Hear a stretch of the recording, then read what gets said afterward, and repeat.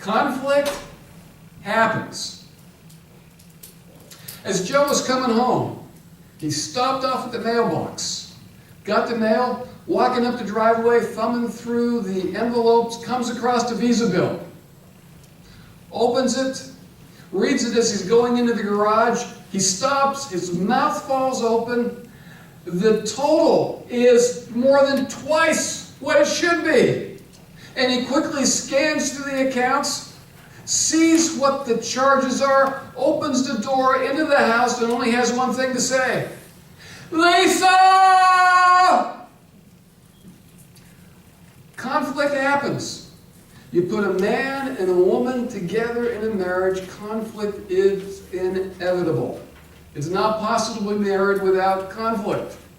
You put together a man and a woman, it's going to happen. Because men, as we saw a couple of weeks ago, look for completely different things in a marriage than what a woman does. And a woman looks for completely different things in a marriage than what a man does. And when a man is looking for a woman to do things and a woman is looking for a man to do things and neither one of them has a clue, what happens? Conflict. Not only that, but the man grew up in a family that was unique. Faced the world in unique ways, had unique values, had their own ways of doing things. The woman grew up in a family that was unique. That had unique ways of looking at the world, that had unique ways of doing things, that did things in her own way. So you put the man and the woman together from two different families with completely different expectations about how life looks. Such as, when do you put up the Christmas decorations and what does a decorated house look like? Conflict. And then,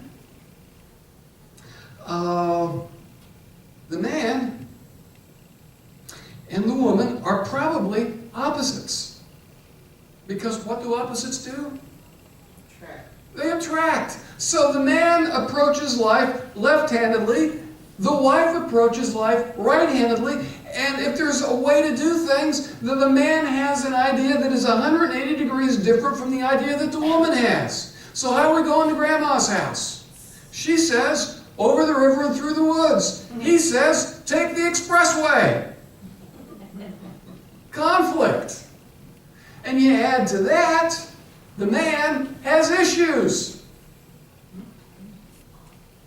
There are things that he's done that he regrets, and it affects him. There are things that he wishes he would have done that he didn't do. It affects him. There is stuff in his heart that he knows isn't right, that he struggles with. It affects him. The woman has issues.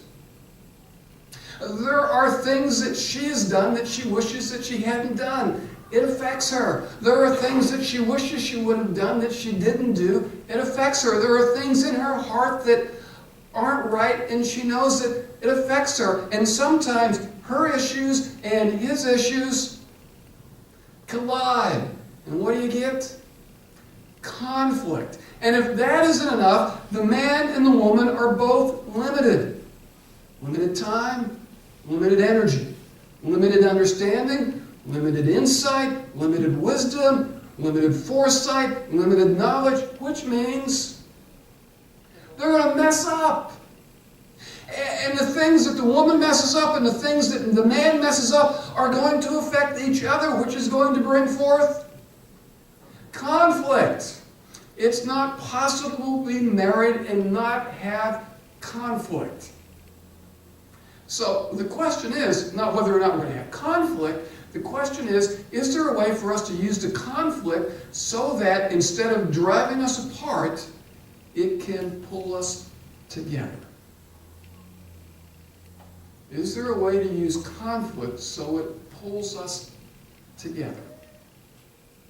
So I want to look at some marital conflict skills this morning.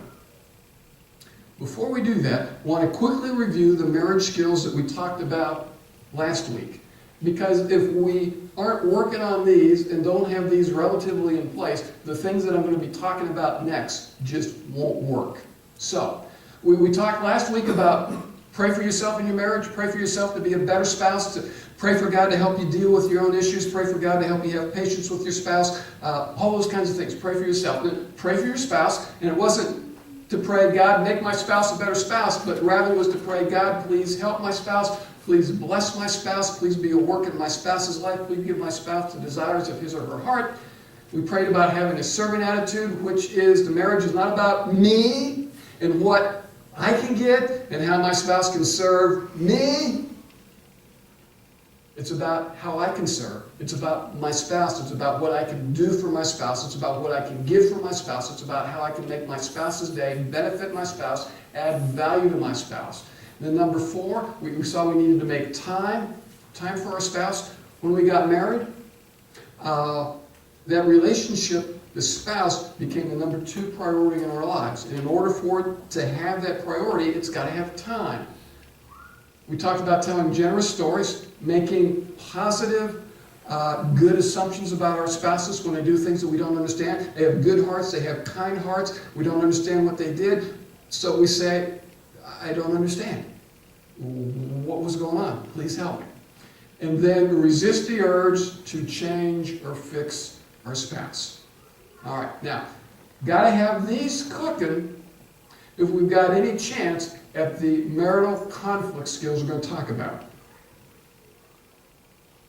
I was looking at the word marital this week, and it occurred to me, if you just change the letters, it's also martial, as in martial arts. But we're not going to hurt each other. Okay, marital conflict skills. Number 1, when there's an issue, deal with it. What's Paul write? In your anger, do not sin. Do not let the sun go down while you are still angry, and do not give the devil a foothold. No good thing comes from not dealing with an issue. No unresolved issue, no undealt with issue ever resolves itself. If you leave an issue alone, it doesn't go away, it grows. And it reproduces. Issues undealt with cause issues. And then soon the issues have grandchildren. And they keep going. So, Joe is in the house yelling, Lisa! He doesn't have a problem with this. He's going to deal with it. He's going to deal with it now. But if he doesn't deal with it, you know what happens?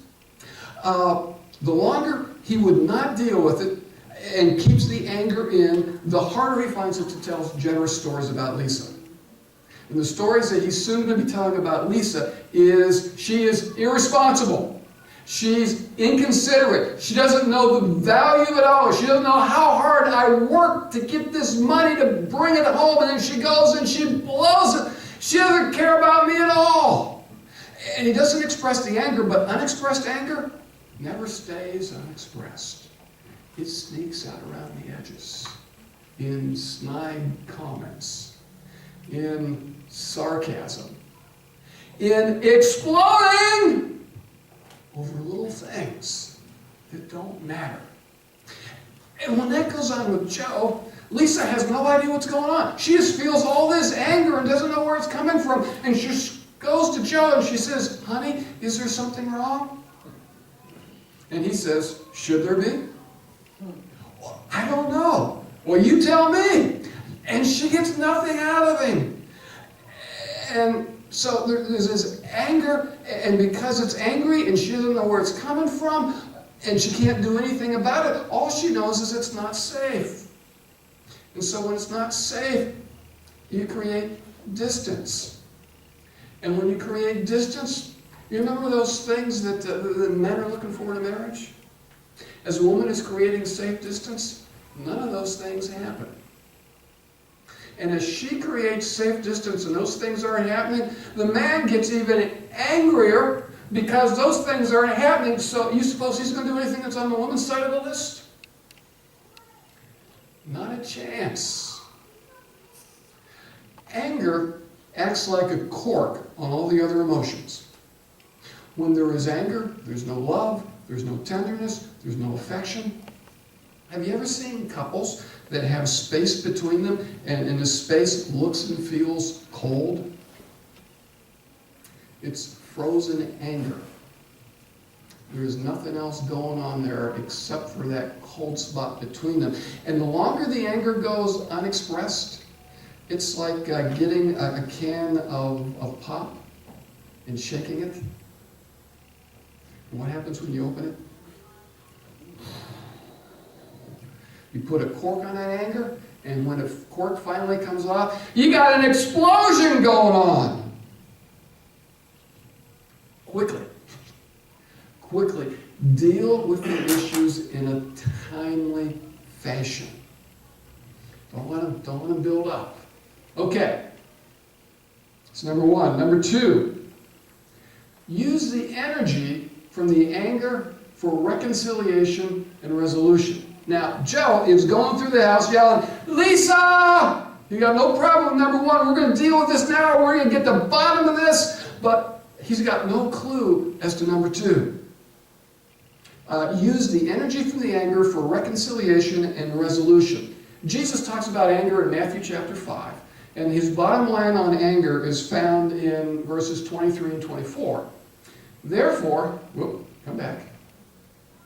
Therefore, if you are offering your gift at the altar, and there remember that your spouse, can I read it that way? And there remember that your spouse has something against you, leave your gift in front of the altar. First go and be reconciled to them, then come and offer your gift. So if there's something between you and your spouse, whether you're angry at her or she's angry at him or however it goes, if there's something there that's not right, there's going to be anger. Use the anger to bring about reconciliation and resolve the issue. That's what Jesus wants us to do. Now, Joe is going to use the energy from his anger to charge up his blaster.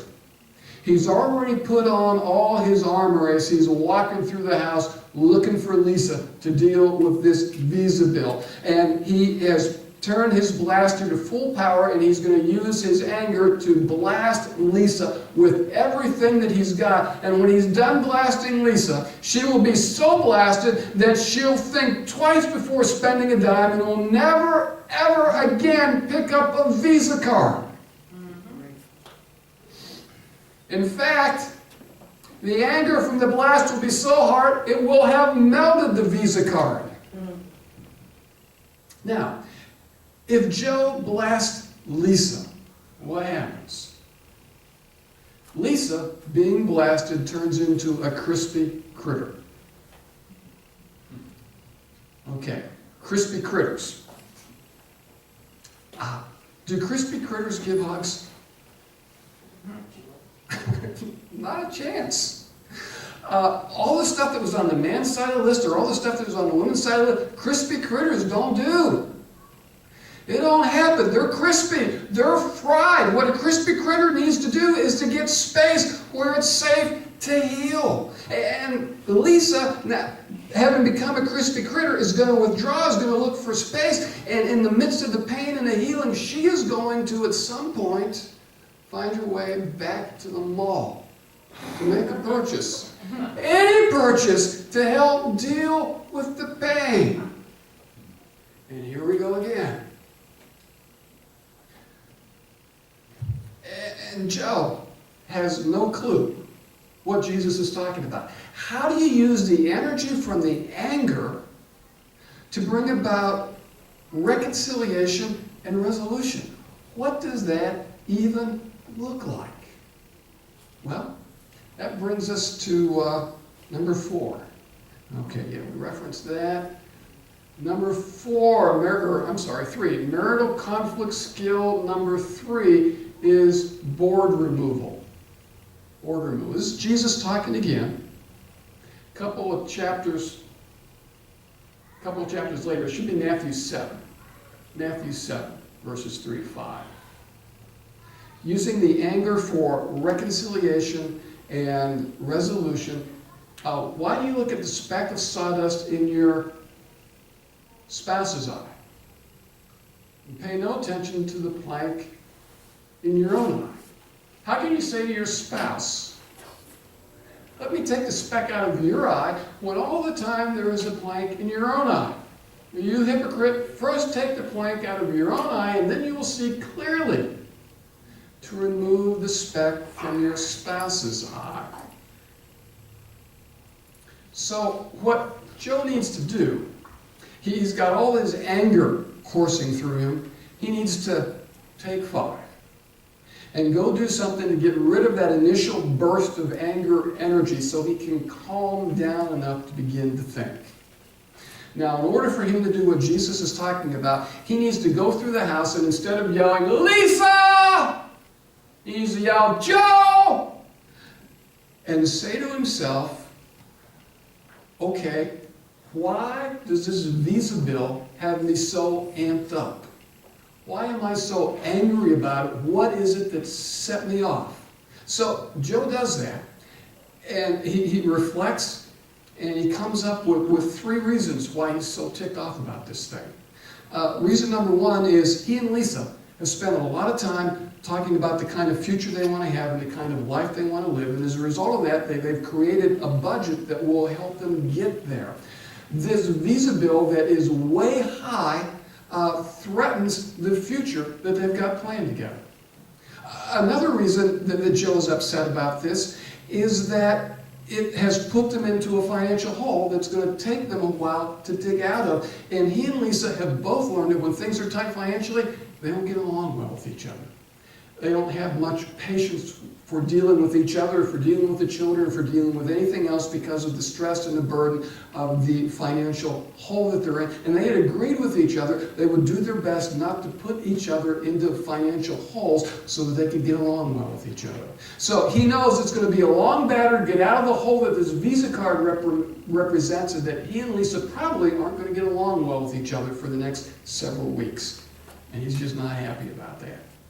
And the other thing that comes to Joe as he's thinking about this is he becomes aware of this knot in the pit of his stomach, which takes him back to his childhood. In his young, formative years, his dad was in and out of work. And there was always money problems and lots of instability and lots of insecurity at home, and mom and dad are fighting all the time, and he never knew whether they're going to be in this house or move to that house or move to this apartment or go here or go there, or whether mom and dad are going to be together. Just lots of confusion and insecurity as a little guy. And when they get into financial trouble, all that comes rushing back to him as this knot that forms in the pit of his stomach, and it is there again. And all of this has contributed to his anger. Okay, so he's now looking at the plank that's in his own eye. And before he can deal with anything that Lisa's got going on, he's got to talk with Lisa and share what it is that's going on in him. So he gets Lisa, and he says, we need to sit down and talk about the visa bill. It's causing me some trouble. And he's not yelling at Lisa, he's just telling a story. He says, when the visa bill came and I opened it, I went through the roof because it threatens our future. It puts us in a hole, and we're going to have a hard time getting out of it, and we probably won't get along well with each other for a while. And it's put this knot in the pit of my stomach, and I feel like I'm a kid again, and all the insecurity and instability that was going on. And he'd talk about that. Now, for Joe to do this, it takes some courage. You remember Genesis 2, God created man, he was alone, created the woman, bone of my bone, flesh of my flesh, and they were together and they were naked and unashamed. So what Joe has to do here for marital conflict to end in reconciliation and resolution is he has to lay down the blaster, take off the armor, and share what's in his heart. He has to get naked. And it's a risk to get naked. And it's especially a risk if you're the one who does it first. Because there's no guarantee that Lisa is going to lay down her blaster, take off her armor, and share what's in her heart. He can lay this out, and she can blast him. And she can say to him, well, that's silly. That's ridiculous. You need to get over that stuff and put it all on him and never ever deal with the high visa bill and what's going on with her. So it takes some courage, and he takes the risk, and he lays it all out, blasts her down, armor off, heart exposed. The next skill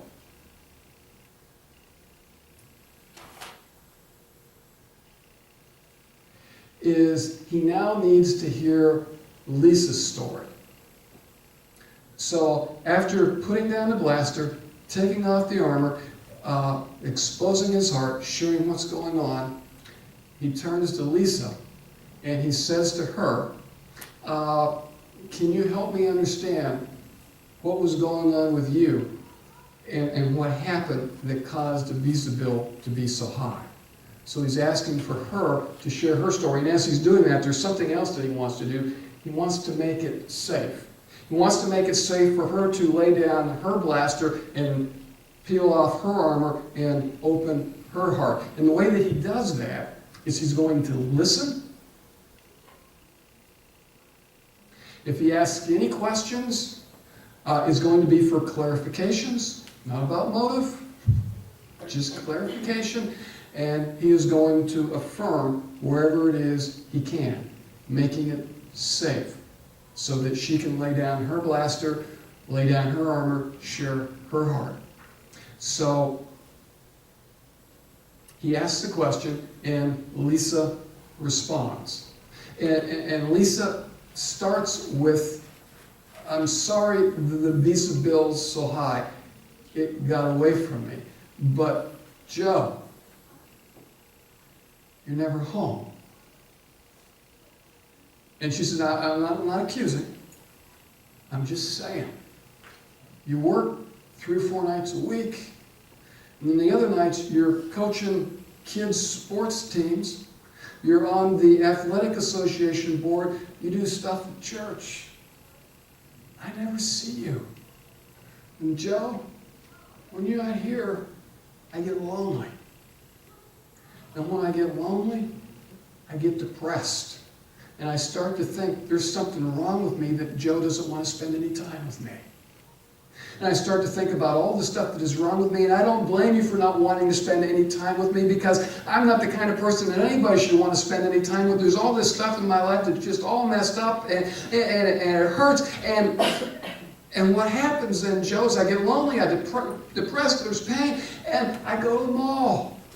And when I get into a department store, I feel better. It's all this happy, cheery stuff, and there's a department store clerk that comes to greet me and is glad to see me and spends some time with me and helps me through the store. And I don't know what it is I'm looking for when I go in. I'm just looking for something, and I start to find some things I might like to have, and I find something that I like, and I pick it up off to the shelf, and as I walk to the cash register, I'm starting to feel better, and when I purchase it, there's this rush that comes as I have this new thing. It must mean I'm important, and that I'm valued because I've got this new thing, and it's bright and shiny, and I feel bright and shiny with it, and I get in the car, and I know it's only going to last until I get halfway home, but for a few moments, I didn't feel lonely. I didn't feel depressed. I didn't feel in pain.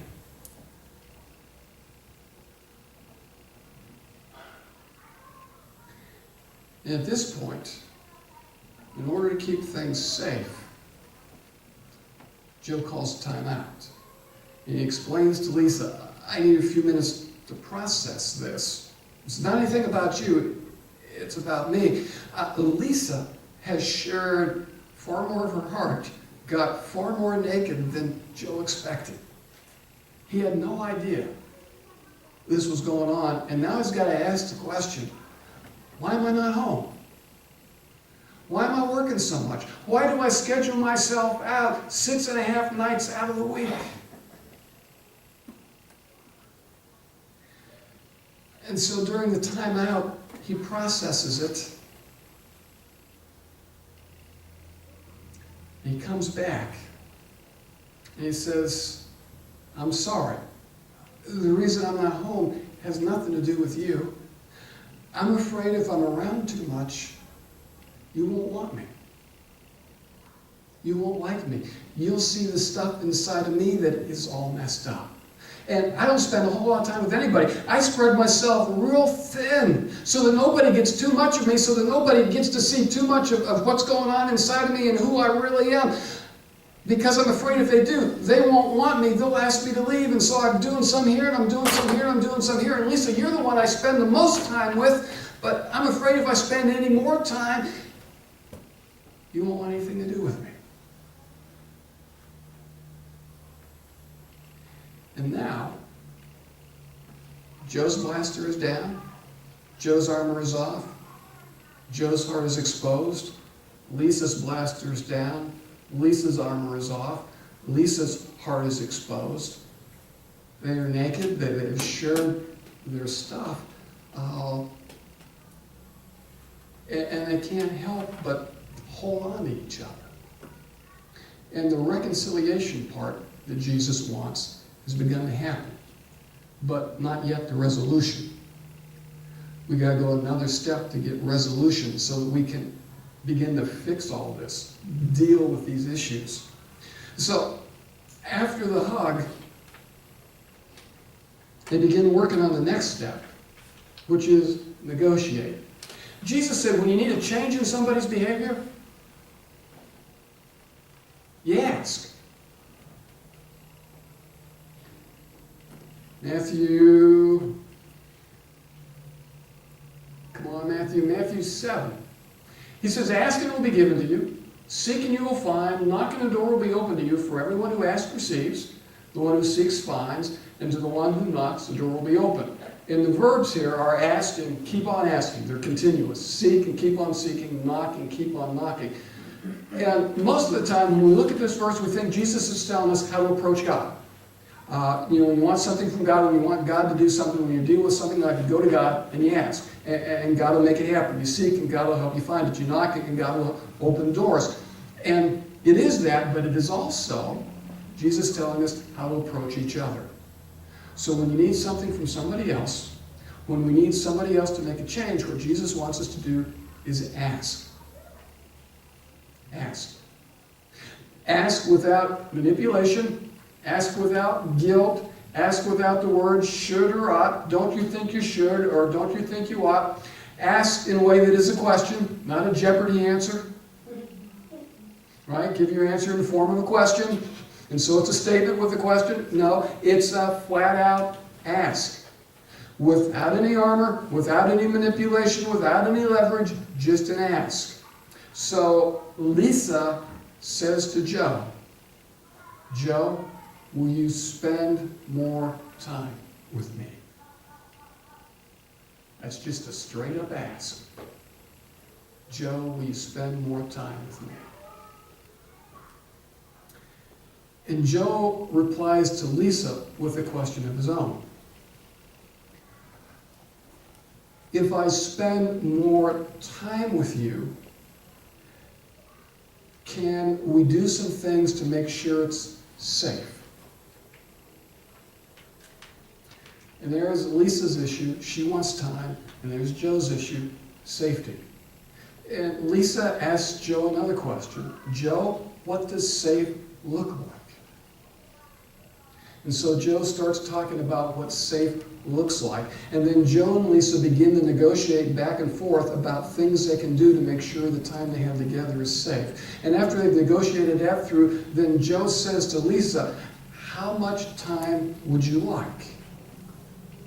And Lisa answers how much time she would like, and then Joe begins to negotiate about how much time he could give and when he could give that time, because he's made commitments, and it's going to be a while before he can get freed up because of commitments and obligations and all that. But they negotiate out how much time, how many nights he's going to be at home, and things that she's going to do to make it safe. And then they start talking about things they can do with the time.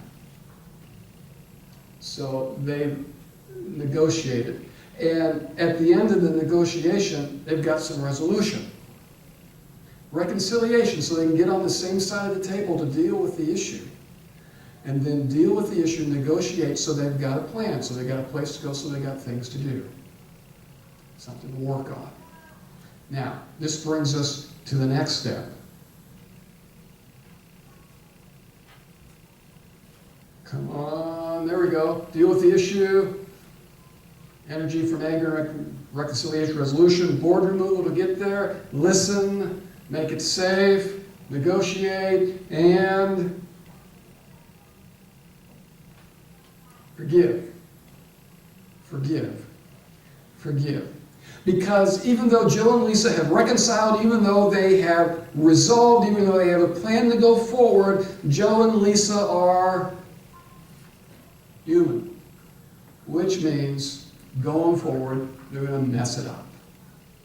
Which means they're going to need to forgive each other and engage this process all over again to give it another shot and to go forward and to find out what kind of support they need to offer to make it all work. It takes courage to do this, doesn't it? It's much easier to strap on the armor, pick up the blaster, and just have at it. And by the time I'm done blasting, I'll be to the bottom of everything and my spouse will be fixed. It's much more difficult and requires a whole bunch of courage to say, I've got these issues, and to lay them out. And then to make it safe for my spouse to lay out her issues around it, and for us to deal with what's underneath everything. In Genesis 2, right? Bone of my bones, flesh of my flesh, called woman, why man leaves father and mother, they become one flesh. They were both naked, and they felt no shame. Naked, no protection. It's all out there, no shame. I'm trusting you, my spouse, to affirm me and accept me and love me, even with all this junk in my life. And I'm trusting you to help me grow and to help me deal with it, naked and unashamed. Scary place to get to, but it's the only way to use the conflict to go forward and to pull us together. Now, there are two things that will mess all this up. Everything that I've talked about last week and this week, two things that will mess it all up. Number one, fear. Telephone. Maybe three things. Fear will mess it up. The number two thing that will mess it up, hardness of heart. And we're going to talk about those two things next week, along with divorce, as Jesus deals with what causes marriages to fail. But for this week,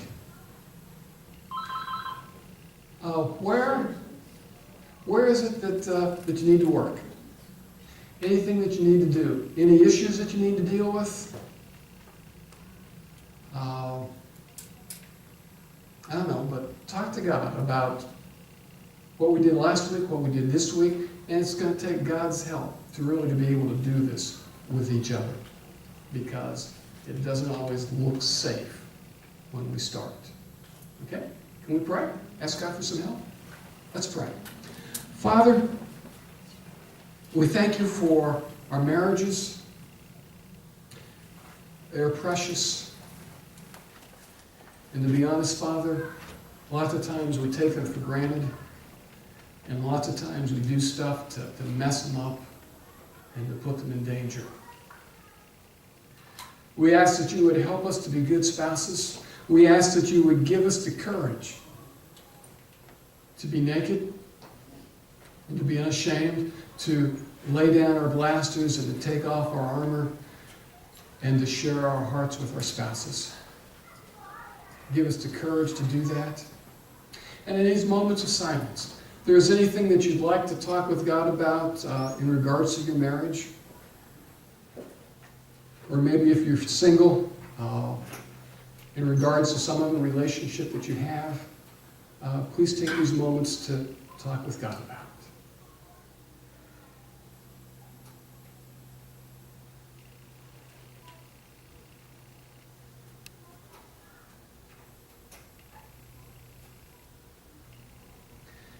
Father, some of us have been hurt in our marriages and in relationships, and we find it hard to have courage and to have risk and to take off the armor and to lay down the blasters.